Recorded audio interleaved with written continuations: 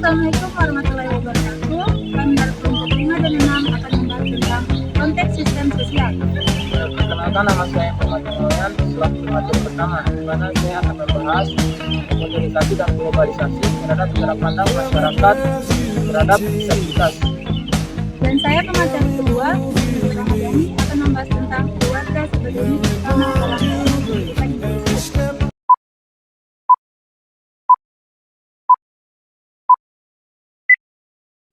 Baik, di sini saya akan menjelaskan mengenai materi pengaruh modernisasi dan globalisasi terhadap cara pandang masyarakat tentang disabilitas. Nah, apa sih modernisasi dan globalisasi dan disabilitas itu? Nah, ikuti penjelasan selanjutnya. Nah, modernisasi adalah perubahan hidup masyarakat yang terdiri di era modern yang dimana seperti perkembangan teknologi pola pikir masyarakat yang lebih modern dan logis, dan yang kedua itu adalah globalisasi. Globalisasi itu sendiri adalah perkembangan dunia luar dengan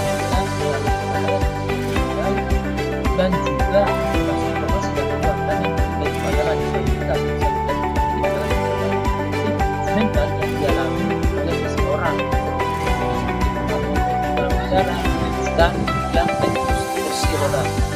Nah, sekarang kita bahas mengenai cara pandang masyarakat tentang disabilitas di zaman dulu dan zaman sekarang. Kita bahas di zaman dulu, disabilitas itu dianggap aib dan bukan dikucilkan, tidak disekolahkan, bahkan hanya disekolahkan di sekolah SMP saja, dan motivasinya kita bahas di zaman sekarang. Zaman sekarang orang disabilitas itu dianggap sebagai kondisi medis, diterima di tempat kerja dan disekolahkan. Dengan adanya pendidikan inklusif, kita berada di kelas yang sama bersama orang yang disabilitas.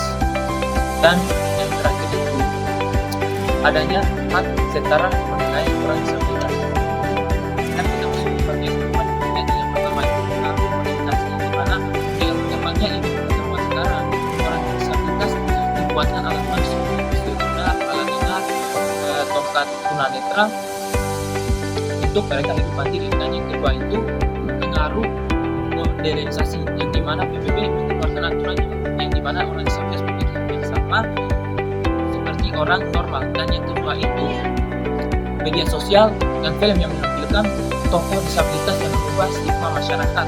Yang terakhir itu istilah orang cacat dirubah menjadi penyandang disabilitas. Dampak positifnya apa?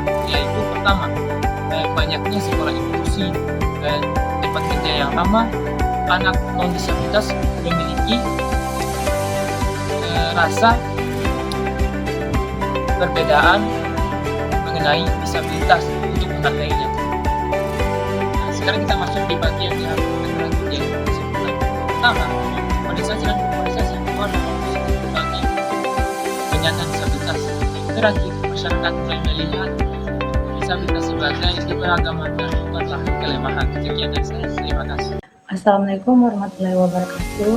Kenalkan, nama saya Putri Ramadhani dengan NIM A1N1251036. Di sini saya akan melanjutkan penjelasan materi tentang keluarga sebagai unit pertama dalam layanan pendidikan inklusif. Seperti yang kita ketahui, keluarga merupakan tempat utama anak belajar dan berkembang sebelum masuk sekolah. Dalam pendidikan inklusif, keluarga memiliki peran yang sangat penting, terutama bagi anak berkebutuhan khusus. Keluarga disebut sebagai unit pertama karena sejak kecil anak belajar berbicara, bersikap, dan berinteraksi dengan keluarga. Selain itu, keluarga juga paling memahami kebutuhan dan kemampuan anak.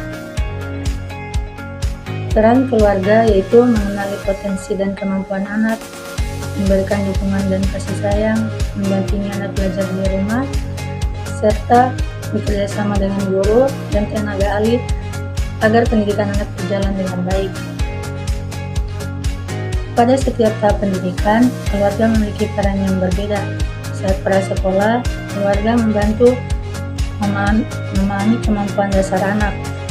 Saat sekolah dasar, keluarga membantu mendukung proses belajar anak. Dan pada pendidikan lanjut, keluarga membantu anak menjadi lebih mandiri. Namun, keluarga juga menghadapi beberapa tantangan seperti kurangnya pemahaman pendidikan inklusif, dan kurangnya dukungan lingkungan.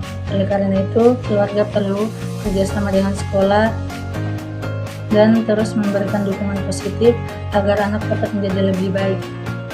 Sekian penjelasan dari saya, lebih dan kurangnya mohon dimaafkan. Wabillahi taufiq wal hidayah. Wassalamualaikum warahmatullahi wabarakatuh.